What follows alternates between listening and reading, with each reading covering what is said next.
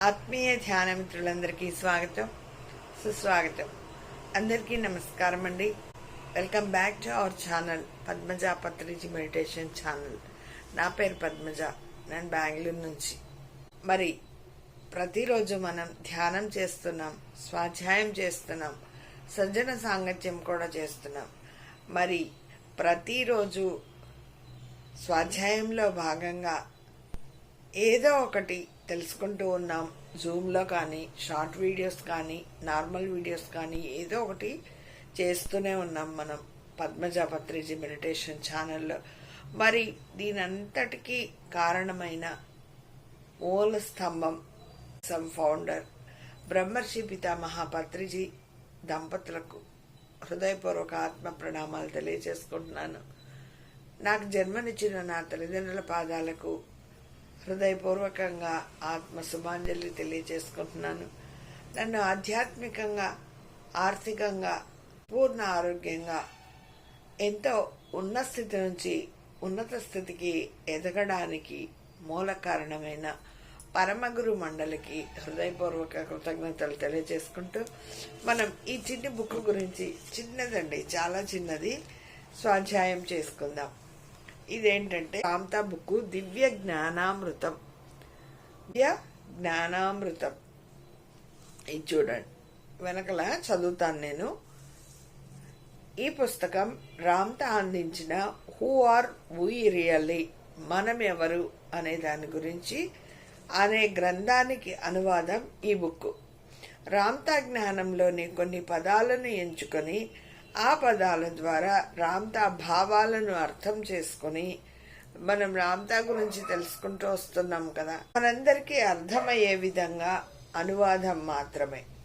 మీ ఏకత్వం నిజంగా ఓ క్షణం దూరంలోనే, ఓ శ్వాస దూరంలోనే ఉంది.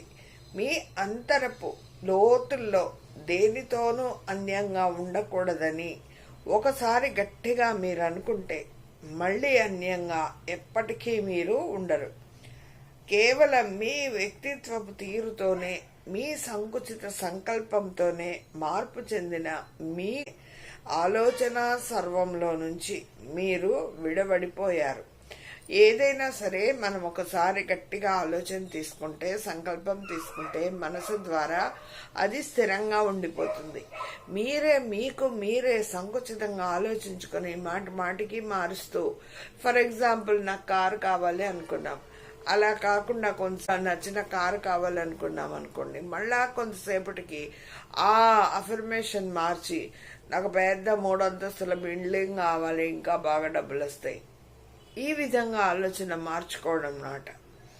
మీ గుర్తింపుతోనే ఆలోచన సర్వంలో నుంచి మీరు విడిపడిపోయారు. మళ్ళీ ఈ సంకల్ప విస్తృతంలోకి దాని తీరును ఎంచే ప్రయత్నాన్ని విడిచిపెట్టి తిరిగి వచ్చిన తక్షణం మీరు ఎప్పటికీ దారి తప్పిపోరు. మీరు ఎప్పుడైతే ఆలోచన ఆ సంకల్ప విస్తృతంలోకి దాని తీరును ఆలోచించుకొని వచ్చారంటే మళ్ళీ వెనక్కిపోరు అంటున్నారు. అప్పటి నుంచి ఓ జ్యోతిగా మీకు మీరు తయారై దివ్యత్వంలోని పునః ప్రవేశిస్తున్న, తదాత్మం చెందుతున్న వారి ఎందరికో మార్గదర్శకులవుతారు. మీ వ్యక్తిత్వమే నిన్ను శాసిస్తుంది, ఏ దివ్యత్వము కాదు. నీ వ్యక్తిత్వాన్ని వీడి దివ్యత్వంలోకి ప్రవేశించు. మన వ్యక్తిత్వం ఏమిటి? ద్వంద్వాతీతం. ఎప్పుడు అది, ఇది, నాది, మనది ఇలా ఉంటుందన్నమాట. ఏకత్వంలోకి, దివ్యత్వంలోకి మారు అంటున్నారు వీళ్ళనమాట. దివ్య జ్ఞానంతో నిరంతరం జీవిద్దాం. చూడండి, ఇది ఈ బుక్ వెనుక వైపు ఉందన్నమాట. ఇక్కడ రామా అని రాస్తున్నారు. ఈ బుక్ వచ్చేసి హూ ఆర్ వీ రియల్లీ అనే ఇంగ్లీష్ గ్రంథం నుంచి మనకు తెలుగులోకి వచ్చింది. రామ్తా విజ్ఞానం చాలా చిన్న బుక్, జనరల్గా అన్నమాట. మనము దినచర్యలో చూసే జనరల్గా ఏవైతే మనం అనుకుంటామో, ఏవైతే మనం మాట్లాడతామో, కుటుంబ సభ్యులతో ఎలా ఉంటామో, ఫ్రెండ్స్తో ఎలా ఉంటామో, సమాజంలో ఎలా ఉంటామో, ఇవన్నీ కూడా తెలిపే చిన్ని బుక్ అండి. ఇది చాలా చిన్నది, చూడండి, రోజుకొకటి చదువుకున్నామంటే హాయిగా మనము కొంత జ్ఞానాన్ని తెలుసుకున్న వాళ్ళం అవుతాం. ఇది చూడండి, మనకు పత్రిజీ సార్ ఏం చెప్పారు? ధ్యానం, స్వాధ్యాయం, సజ్జన సాంగత్యం. ఇది ఫ్రంట్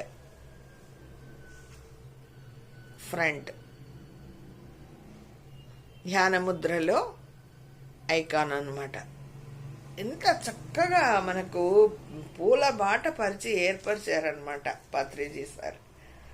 దీనిలో ఈ బుక్ పేరేమో రామ్తా దివ్య జ్ఞానామృతం. ఇది ముందు మాట. ప్రతిదీ ముందు మాట మనం చెప్పుకోవాలి కదండి. నేను చదువుతాను, వింటూ ఉండండి. మతం యొక్క కోణంలో నుంచి సత్యాన్ని వీక్షించినప్పుడు నిన్ను నీవు మాత్రమే తెలుసుకోగలవు. బహుముఖ కోణంలో నుంచి సత్యాన్ని వీక్షించగలిగే మానస్థితి కలిగిన వారే సర్వమతాలను ప్రేమిస్తారు.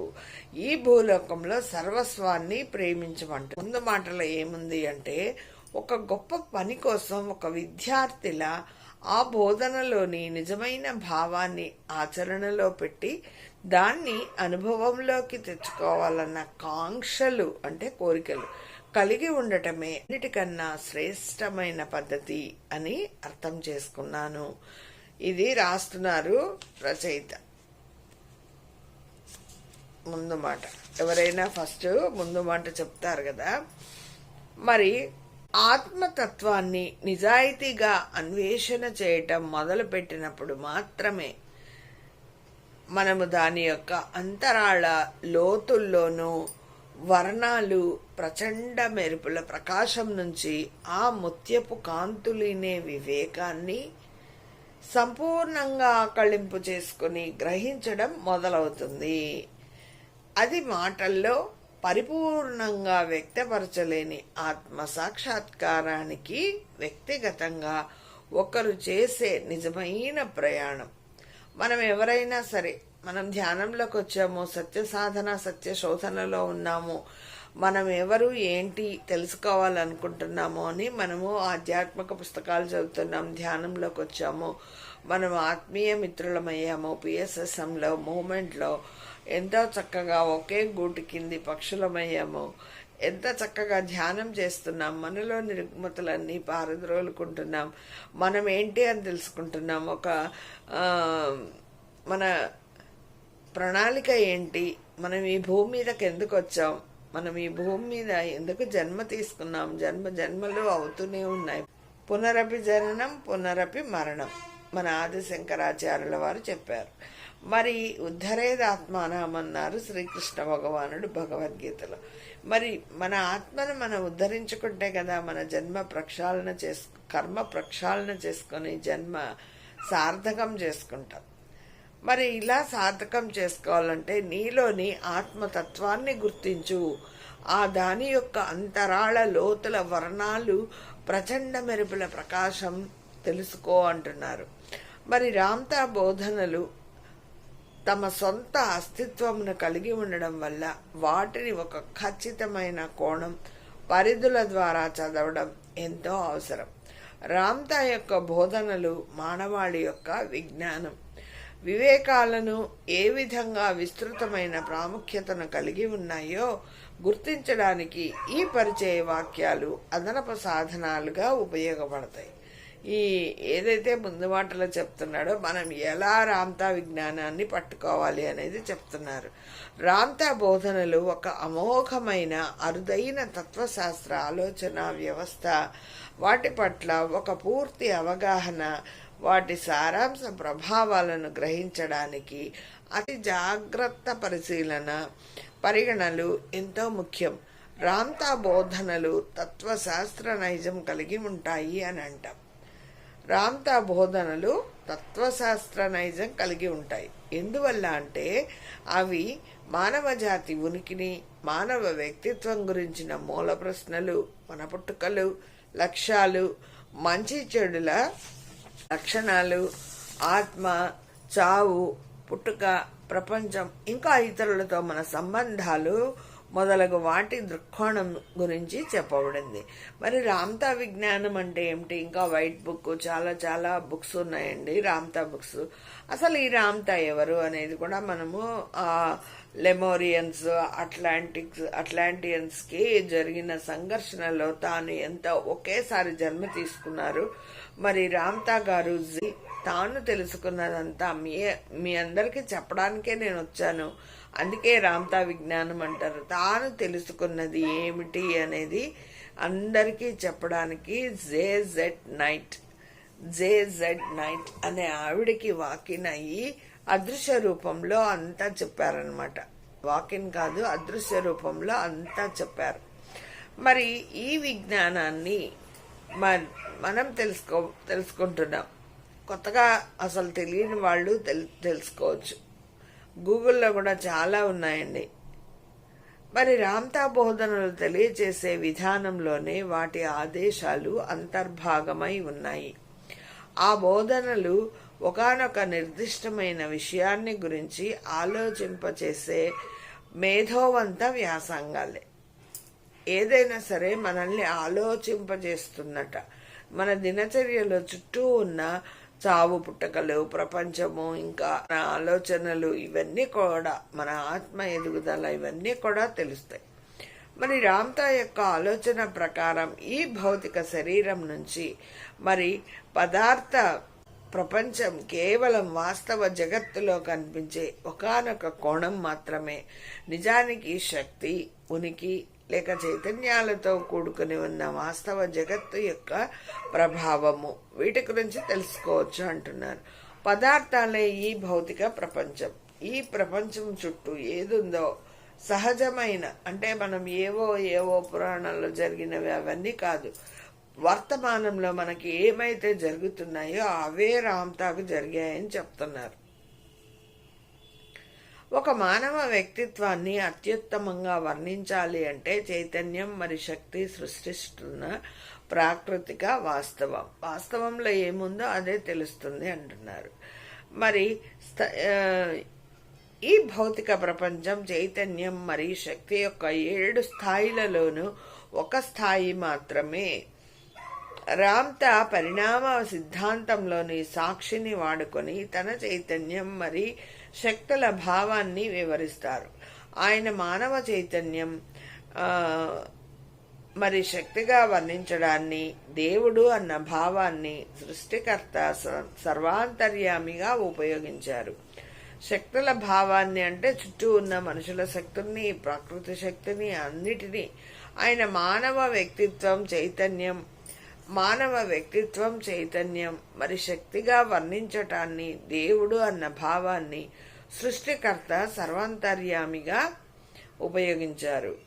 మరి రామ్తా బోధనలు బోధించిన అతి సాధారణమైన పద్ధతి వల్ల సంఘంలోని అనేక శాఖల వారికి యథావిధిగా ఖండించడం చాలా సులభం. చాలా మంది అదంతా భ్రమ, ఒట్టి కట్టుకథ అని అంటారంట.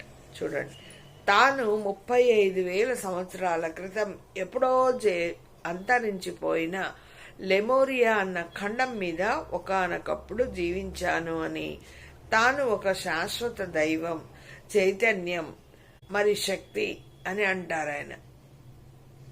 ఈ జీవిత కాలంలో తాను మానవ ఉనికి, జీవిత తలం యొక్క పరమార్థానికి సంబంధించిన ప్రశ్నల గురించి మాట్లాడినట్టు ఆయన అంటారు.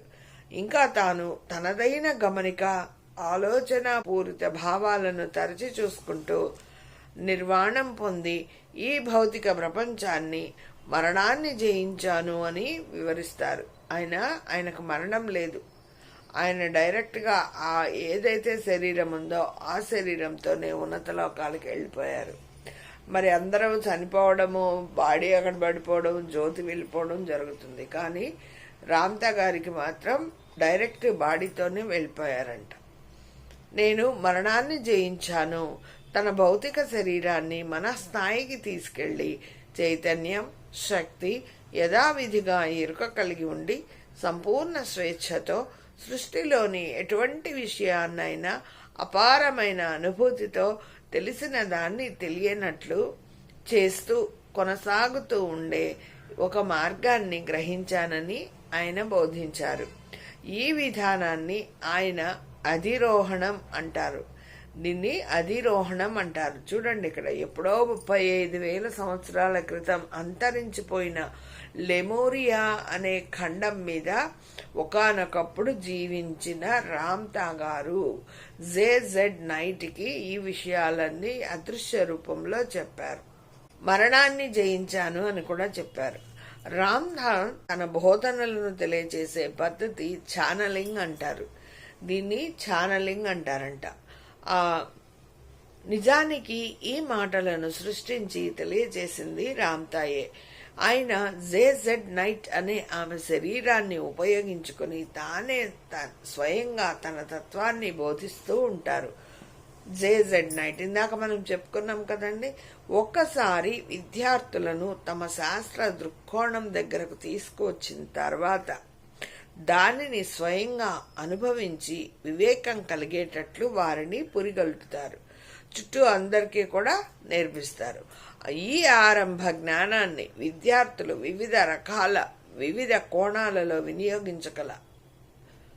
వినియోగించుకోగల అవకాశం ఆయన రూపకల్పనలో భాగమే. నువ్వు దైవానివి అని రామ్తా యొక్క వాక్యం ప్రతి ఒక్కరిని మనకే చెప్తున్నారు. నేను దైవాన్ని. గుండెల మీద చేసుకొని చెప్పుకుందాం, నేను దైవాన్ని. మనమే దైవం అనేది ప్రతి ఒక్కరికి తెలియచేయడమే ఆయన కర్తవ్యం అంట. ఆయన వాక్యం కూడా అదేనంట. వ్యక్తిని ఒక సాక్షిగా, శూన్య బిందువును ప్రతిరూపంగా, మరి ఒక సృజనాత్మక చైతన్య శక్తి అని దాని ఉద్దేశం. తెలియనిది తెలుసుకునేలా చేసుకోవటం, మరి శూన్యాన్ని ధ్యానిస్తూ అనుకరిస్తూ క్రమంగా పరిణామం చెందేలా చేయటం ద్వారా శూన్య బిందువు తన నైజానికి ఒక పరిపూర్ణత్వాన్ని ఇస్తుంది. ఇలా చేయడం ద్వారా తనను గురించి తాను ఎరుక కలగడానికి ఒక దర్పణంగా ఒక శూన్య బిందువు, ఒక ప్రజ్ఞా బిందువును సూచిస్తుంది. చూడండి ఎంత నాలెడ్జ్ ఉందో. శూన్యాన్ని ధ్యానిస్తూ అనుకరిస్తూ, మనము శూన్యాన్ని ధ్యానం చేస్తూ అనుకరిస్తూ క్రమంగా పరిణామం చెందేలా చేయటం ద్వారా శూన్య బిందువు తన నైజానికి పరిపూర్ణత్వాన్ని ఇస్తుంది. మనం ఎప్పుడైతే ధ్యానంలో కూర్చొని శూన్య స్థితిలోకి వెళ్ళాలి అని చెప్పి, ఇదే ఒక దర్పణంగా ఒక శూన్య బిందువు ఇంకో ప్రజ్ఞా బిందువును సూచిస్తుంది. ఎప్పుడు శూన్యమే ఉండదు, ప్రజ్ఞా బిందువును కూడా సూచిస్తుంది. శూన్య బిందువు దగ్గరకే వెళ్ళి పరిణామ క్రమం తిరుగు ప్రయాణమే. ఈ పరిణామ క్రమం తిరుగు ప్రయాణమే నిర్వాణానికి మార్గం. మనం స్వాధ్యాయం చేసుకుంటున్నామండి. ఈ చిన్ని బుక్ రామ్తా దివ్య జ్ఞానామృతం. ఈ స్థితికి చేరుకోవడానికి ఒక వ్యక్తి తెలియనివి తెలుసుకుంటూ దాని అనుభూతిని శూన్యత్వం దగ్గరికి తీసుకువస్తూ తాను ఇక శాశ్వత ప్రాజ్ఞుడిగా పరిపూర్ణుడు అవుతాడు. ఎప్పుడైతే ఆ స్థితి నుంచి తెలియనివి తెలుసుకుంటూ ఉంటాడో, దాని అనుభూతిని శూన్యత్వం దగ్గరికి తీసుకొస్తూ ఉంటాడో, శాశ్వత ప్రాజ్ఞుడిగా, శాశ్వతంగా జ్ఞానవంతుడిగా అని అర్థం. పరిపూర్ణుడవుతాడు అంటే ఇది రామ్తా విజ్ఞానం, రామ్తా శాస్త్రం. ఇక ఇప్పుడు ఒక బాట అంటూ ఏర్పడడం వల్ల అన్వేషించ కోరిక ఉండి తెలియని దానిలోకి తాము స్వయంగా ప్రయాణించే వారి కోసం ద్వారాలు తెరిచి ఉన్నాయి. ఎవరైతే రామ్తా విజ్ఞానం పట్టుకొని వెళ్ళడానికి సిద్ధంగా ఉన్నారో వారి కోసం ద్వారాలు తెరిచి ఉన్నాయి.